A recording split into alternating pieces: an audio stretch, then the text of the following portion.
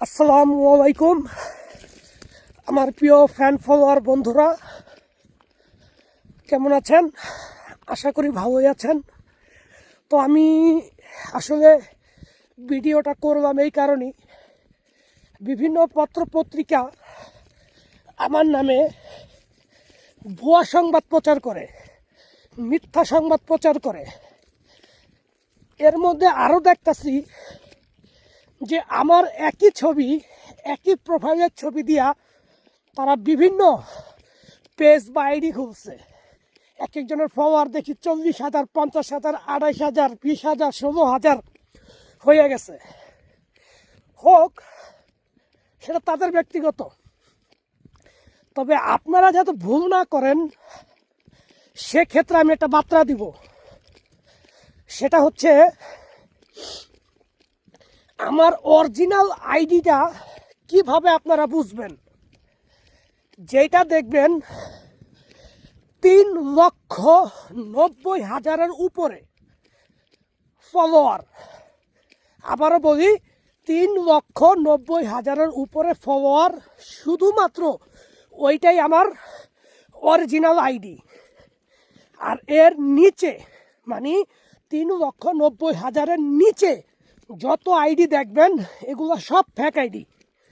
যদি আমাকে ভালোবাসেন, যদি আমাকে আপনারা পছন্দ করেন বাংলাদেশের নাগরিক এবং আপনাদের প্রিয় ভাই বন্ধু হিসেবে বা আপনাদের প্রিয় সন্তান হিসেবে, তাহলে ওই ধরনের ফেক আইডিগুলা আপনারা রিপোর্ট মারবেন। এটা আপনাদের সকলের কাছে, আমার প্রিয় ফ্যান ফলোয়ার সকলের কাছে আমার এটা অনুরোধ। দয়া করে আপনারা আমার এই অনুরোধটা রাখবেন। আর পত্রিকায় আমার নামে অনেক ভুয়া সংবাদ প্রচার করে, সঠিকটা আমি আপনাদের বলে দিই। সেটা হচ্ছে, আমার নাম মোহাম্মদ সোহেল সর্দার নীরব।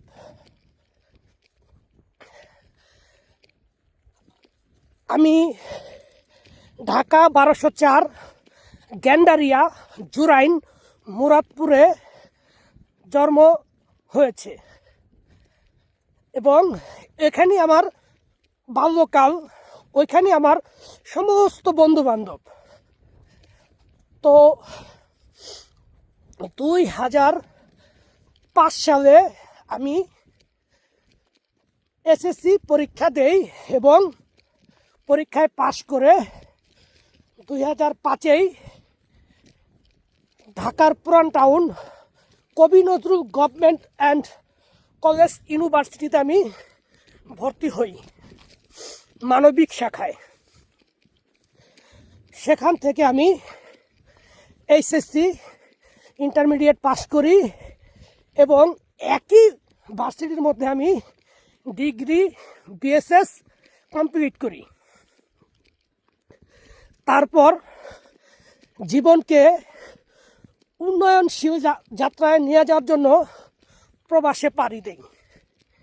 কারণ আমার বাবার তেমন বেশি অর্থ ছিল না বা সম্পদ ছিল না যা দিয়ে আমি বসে বসে খাবো।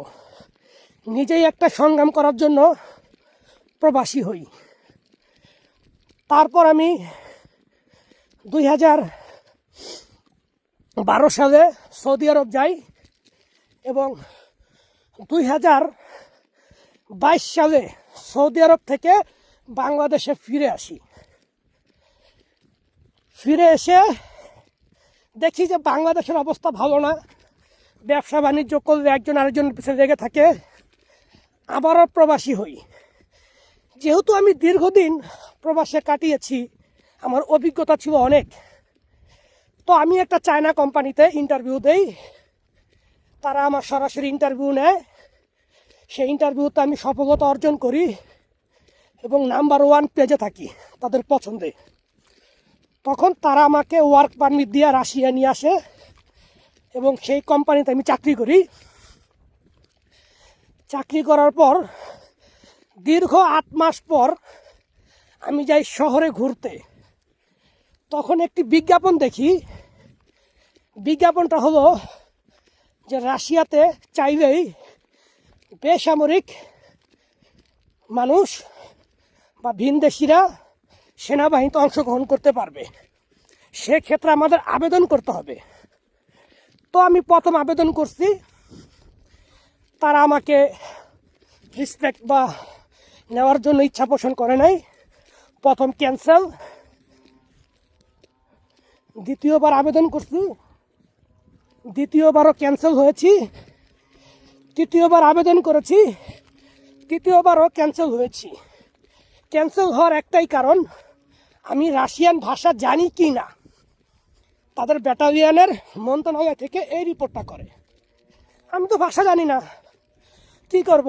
আমি ইংলিশ জানি, আরবি জানি, বাংলা জানি, হিন্দি জানি, উর্দু জানি, রুস্তি ভাষা তো জানি না, তাই কি করব?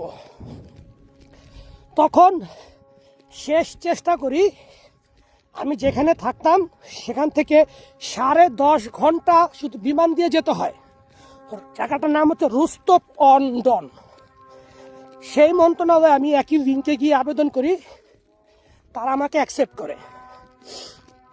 তারপর তারা আমাকে বিমানের টিকিট দেয়, ট্রেনের টিকিট দেয়, 10.5 ঘন্টা আসে মস্কো, মস্কো থেকে 32 ঘন্টা ট্রেনে আসি রোস্তভ, রোস্তভ থেকে 1.5 ঘন্টা গাড়ি চালিয়ে আসি মন্ত্রণালয়। তারা আমাকে মেডিকেল চেক আপ করে, মেডিকেল চেক আপের জন্য তারা 3 দিন সময় নেয়, এবং আমি মেডিকেল চেক আপে যখন উত্তীর্ণ হই তখনই তারা আমাকে প্রস্তাব করে এবং বিভিন্ন নিয়মকানুন সম্পর্কে জানায়। এবং আমার সেনাবাহিনীতে ঢুকলে আমার অবশ্যই সেনাবাহিনীর অনেক কাজ আছে, সেই কাজ করতে হবে। আমি তাদের সমস্ত শর্ত নিজ ইচ্ছায় রাজি হয়েছি। তারপর তারা আমাকে ট্রেনিংয়ে পাঠায়। ট্রেনিংয়ে যাওয়ার পর আমি সাকসেস হই। এরপর আমি ব্যাচ নাম্বার পাই। ব্যাচ নাম্বার পাওয়ার পর আমাকে একটি ব্যাটালিয়নের উপর দেওয়া হয়। আমার ব্যাটালিয়নের নাম হচ্ছে আলগা। এখানে প্রায় 2000 ব্যাটালিয়ন আছে, তার মধ্যে আলগা হচ্ছে একটা ব্যাটালিয়ন। তো আমি সেই ব্যাটালিয়নে আছি বর্তমানে। তো এই আর কি। তো অনেক সংবাদ পত্রিকা বলে যে জোর করে নিয়ে আসে সেনাবাহিনীতে, না, এরকম কাউকে নাই জোর করে নিয়ে আসে। তবে একটা রাস্তা আছে, বাংলাদেশের কিছু অসাধুরা আছে যারা কিনা এই ধরনের 2 নম্বর কাজ করে। তারা বাংলাদেশ থেকে কিছু লোকের এখানে নিয়ে আসা জোর জবরদস্তি করে ক্লিনিংয়ের কাজ দিবে বইলা তাদেরকে মনে করেন ঢুকায়া দেয়। তাদের জন্য খুবই দুঃখজনক। আমি এরকম লোক পাইছি, তবে তারা এখনো জীবিত আছে, আবার অনেকে মারাও গেছে, ওইটা বিষয় না।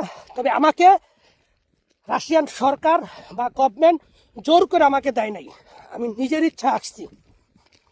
কারণ একটাই, বাস্তব হলো অর্থের প্রয়োজন, আর অর্থ ইনকাম করতে হলে জীবনে রিস্ক নিতে হয়।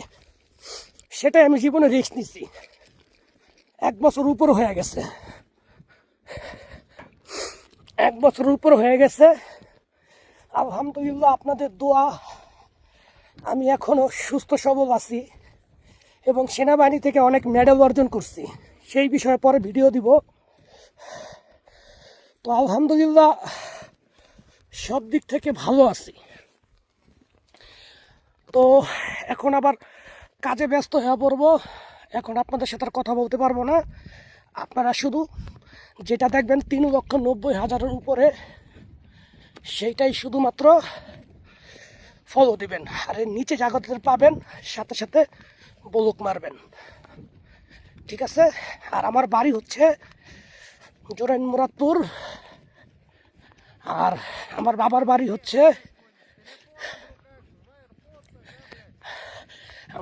বাড়ি হচ্ছে মাদারীপুর, শিবচর থানা অন্তর্ভুক্ত। বাস এতটুকুই। আমার বন্ধু যুদ্ধ করে আসলো এই মাত্র। গাবারি Что сказать?